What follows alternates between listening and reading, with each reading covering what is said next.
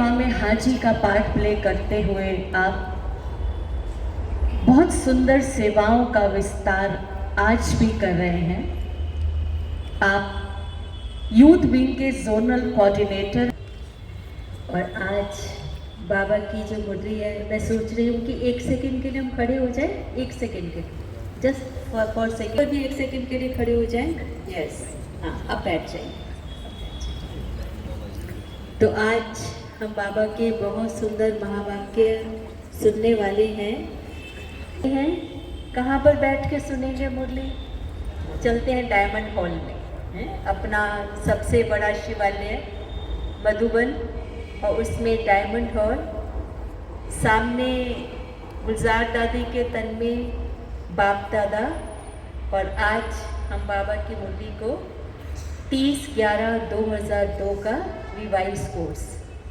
तो बाबा हमको सलाह बताया करते हैं, और एक अच्छे स्टूडेंट की निशानी भी होती है कि जब उनसे कुछ पूछा जाता है तो क्या करते हैं वो, या तो ऐसे, ठीक है, कैसे कर दीजिए, और जब पूछा जाए तो हाँ जी भी कह सकते हैं, और तीसरा जब हाथ खड़ा करने के लिए कहा जाए तो हाथ भी खड़ा करेंगे, क्योंकि हम किसके सामने हैं?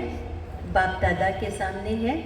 और बाप दादा की ही मुरली को बाप दादा के समक्ष महसूस करते हुए सुनते हैं।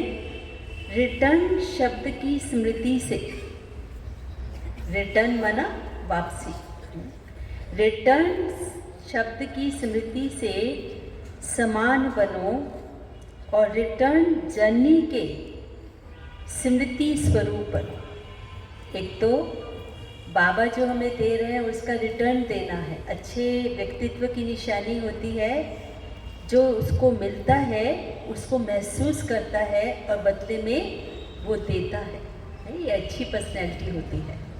और दूसरा, संसार में हम देख रहे हैं सभी को, और इस अलौकिक परिवार को भी देख रहे हैं, पता नहीं कब किसी का वापस जाने का समय आ रहा है, और हम सब की अब रिटर्न जर्नी प्रारंभ हो चुकी है। हमें वापस अपने घर जाना है। तो आज बाबा ने दोनों इसी एक शब्द के 2 अर्थ बताते हुए, आज बाप दादा शिव बाबा और ब्रह्मा बाबा अपने चारों ओर के दिल तख्त नशी, भृकुटी के तख्त नशी,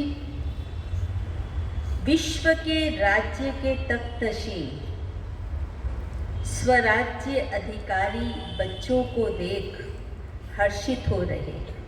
जिसके बच्चे काबिल होते हैं तो माता पिता को बहुत गर्व होता है, और आज बाबा भी हमें उस गर्व से ही, उस स्नेह से निहार रहे हैं। हम भी अपने ऊपर गर्वित हो जाएं कि बाबा हमारी बहुत प्रशंसा कर रहे हैं।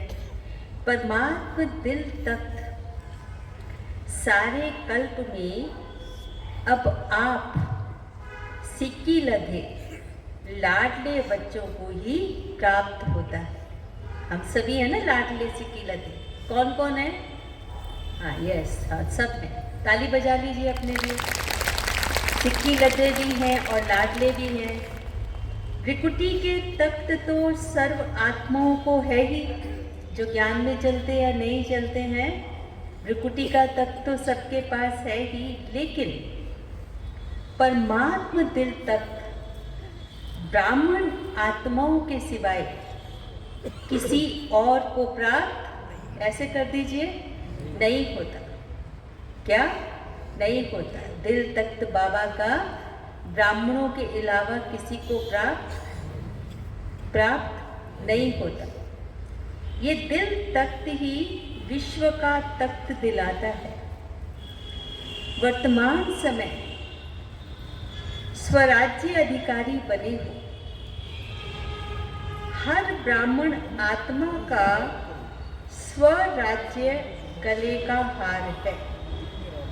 स्व पर राज्य करना ये हमारी सबसे बड़ी ऊंची प्राप्ति है। स्वराज्य आपके जन्म का अधिकार है। ऐसे स्वयं को ऐसा स्वराज्य अधिकारी अनुभव करते हो। कौन सा? कि मैं स्वराज्य अधिकारी हूँ, ऐसा अनुभव होता है ना। तो क्या करना है?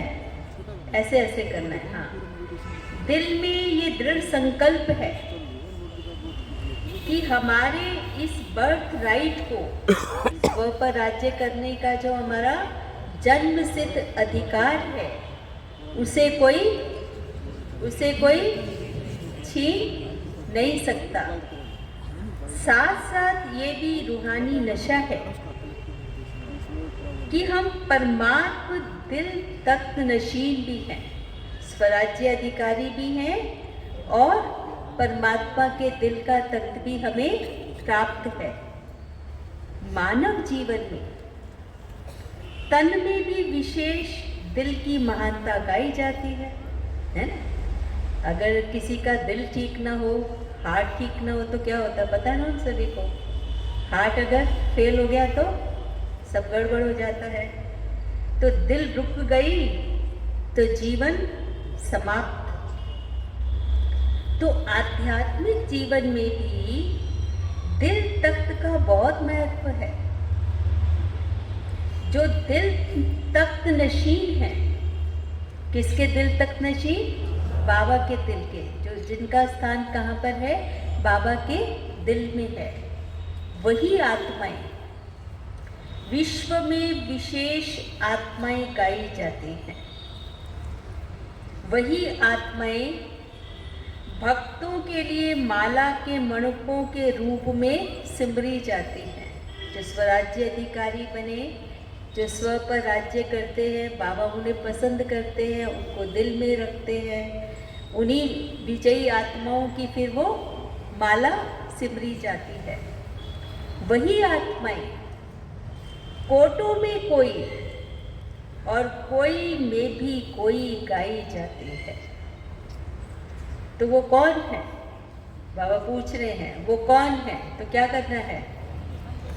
हाँ, फिर आगे वाले नहीं है शायद, आगे वाले माताएं भी नहीं है शायद, हैं? तो नहीं, आपने हाथ नहीं खड़ा किया। तो वो कौन है? आप हो ना। पांडव भी हैं, माताएं भी हैं। तो सब हाथ हिला रहे हैं, बाबा के सामने भी सब हाथ हिला रहे थे। हाँ। तो बाबा कहते हैं लाडले बच्चे, कभी कभी दिल तख्त को छोड़कर देह रूपी मिट्टी से क्यों दिल लगाते हो? जैसे माँ बाप बच्चों को गोदी में रखते हैं, लेकिन उनको कहाँ पसंद आता है? नीचे मिट्टी में खेलना पसंद आता है। तो वो बाबा याद दिला रहे हैं, देह मिट्टी है ना।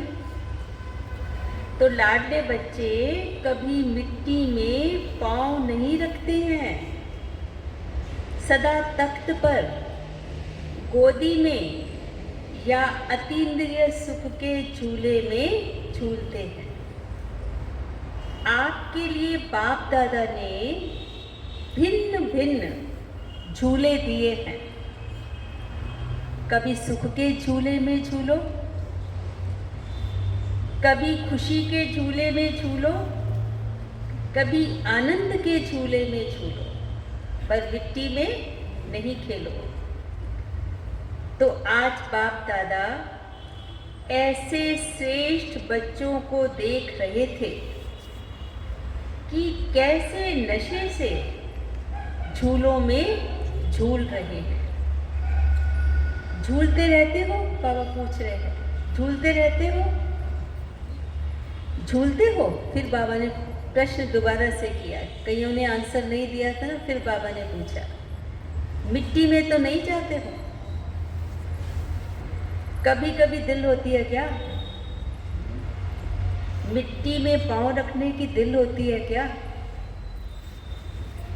क्योंकि 63 जन्म मिट्टी में ही पांव रखते आए हो, मिट्टी से ही खेलते रहे हो। कौन सी मिट्टी? देह रूपी मिट्टी। तो अभी तो मिट्टी से नहीं खेलोगे ना, खेलते हो। कभी कभी मिट्टी में पांव जाता है कि नहीं जाता है? चेकिंग करेंगे हम सभी, बाबा पूछ रहे हैं। तो बाबा फिर से पक्का कराते हुए कह रहे, कभी कभी चला जाता है क्या? देहाभिमान भी मिट्टी में पांव रखना है। देह अभिमान तो बहुत गहरी मिट्टी में पांव है। एक है देह का भान और दूसरा बाबा ने कहा देह अभिमान। लेकिन देह भान अर्थात बॉडी कॉन्शियसनेस, ये भी मिट्टी है। जितना संगम का समय ज़्यादा से ज़्यादा तख्त नशीन होंगे, उतना ही आधा कल्प सूर्य वंश की राजधानी में और चंद्र वंश में भी सूर्य वंश के राज्य घराने में होंगे। अगर अभी संगम पर कभी कभी तख्त नशीन होंगे, तो सूर्य वंश के रॉयल फैमिली में इतना भी थोड़ा ही समय है, जितना उतना का हिसाब है। तख्त नशीन चाहे टर्न बाय टर्न हो, लेकिन रॉयल फैमिली राज्य घराने की आत्माओं के सदा संबंध में होंगे। तो चेक करो कि संगम युग के आदि समय से अब तक, तो चेक करो संगम युग के आदि समय से अब तक, ये बहुत ज़रूरी बात है, ध्यान से हम सुनेंगे। अब तक चाहे 10 वर्ष हुए हैं, चाहे 50, चाहे 60 साल हुए हैं, लेकिन जब से ब्राह्मण बने तब आदि से अब तक कितना समय दिल तख्त नशीन, राज्य तख्त नशीन रहे हैं, ये मैटर करता है। जब से बने तब तक दिल तख्त नशीन, राज्य तख्त नशीन कितने रहे? 100 पर कितना राज्य है और बाबा के दिल में कितना स्थान प्राप्त किया है? बहुत काल का रहा, निरंतर रहा व कभी कभी रहा। जो परमात्म तख्त नशीन होगा, उसकी निशानी प्रत्यक्ष चलन और चेहरे से सदा बेफिक्र बादशाह होगा। निशानी है, कैसा होगा? प्रत्यक्ष चलन और चेहरे से बेफिक्र बादशाह होगा। अपने मन में स्थूल बोझ तो सिर पर होता है, लेकिन सूक्ष्म बोझ मन में होता है। संसारिक जिम्मेदारियां हैं, पर अगर मन में उसका सूक्ष्म बोझ है, तो मन में कोई बोझ नहीं होगा। अगर मन में कोई बोझ नहीं होगा, फिक्र है बोझ, बेफिक्र है डबल लाइट।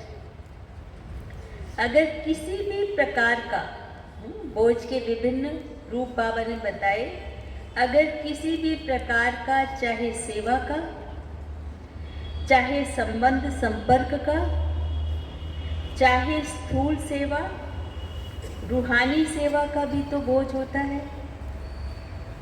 तो क्या होगा? बोझ में क्या है? निशानी। क्या होगा, कैसे होगा, सफलता होगी या नहीं होगी, सोचना, प्लान बनाना अलग बात है। किसी भी सेवा को सफल बनाने के लिए प्लान करना अलग बोझ, लेकिन बोझ महसूस करना वो दूसरी बात है।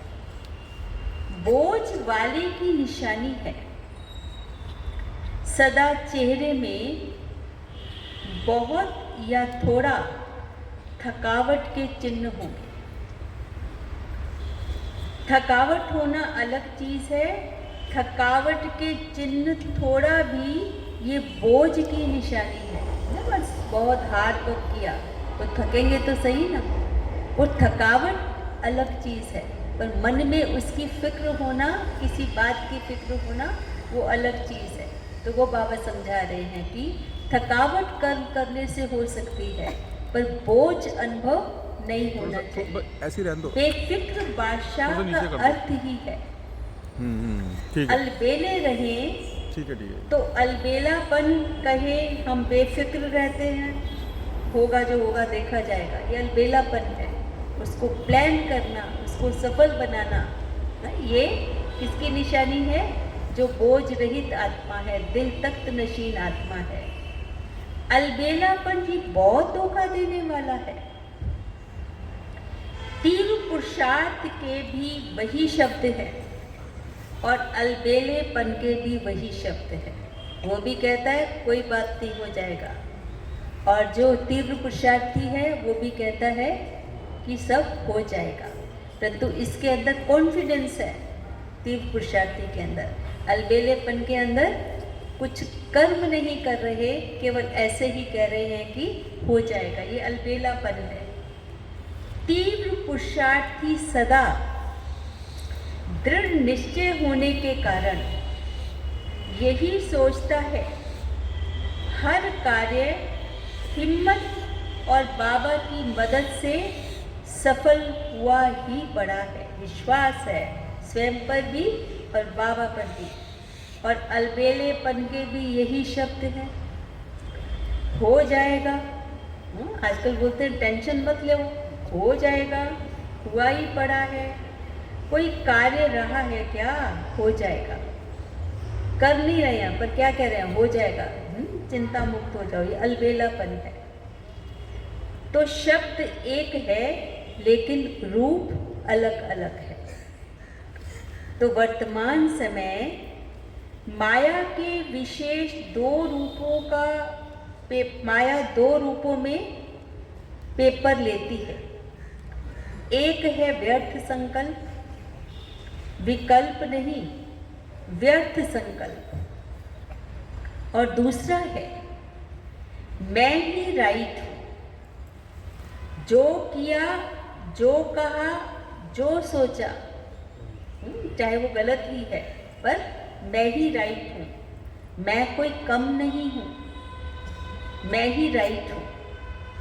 तो बाप दादा समय के प्रमाण अब ये चाहते हैं कि एक शब्द सदा स्मृति में रखो, पाप से हुई सर्व प्राप्तियों का, स्नेह का, सहयोग का रिटर्न करना है। बाबा से जो मिला है उसका हमें रिटर्न करना है। रिटर्न अर्थात बाप समान बनना। दूसरा, अब हमारी रिटर्न जर्नी, वापसी यात्रा है। एक ही शब्द रिटर्न सदा याद रहे। इसके लिए बहुत सहज साधन है। हर संकल्प, बाबा को रिटर्न करने के लिए क्या करना है? Action plan. हर संकल्प, बोल और कर्म को ब्रह्मा बाप से टैली करो। ये बाबा ने किया तो हम कर ले, बाबा ने नहीं किया तो हम ना करें। बाबा का संकल्प ऐसे समय पर क्या रहा जो मेरे सामने परिस्थिति है? बाबा का ऐसे समय पर क्या बोल रहा? बाबा का ऐसे समय पर क्या कर्म रहा? इसको कहा जाता है फॉलो, पूरा करो, फॉलो फादर।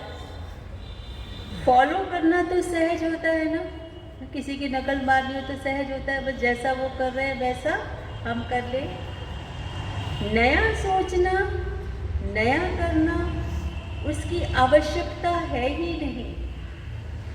जो बाबा ने किया वो फॉलो करो, तो सहज है ना, फॉलो करना सहज है ना। फिर बाबा ने टीचर्स को देखा, टीचर्स हाथ उठाओ भाई, टीचर्स। हाँ दीदी देखिए कितने सारे टीचर्स है, ये नहीं उठा रहे नीचे वाली। हाँ सब उठाओ भाई टीचर्स, यस। फॉलो करना सहज है? बाबा पूछ रहे हैं टीचर से। और आप सभी भी किसी को तो ज्ञान देते ही हो, तो आप भी कौन हो गए? तो आप सभी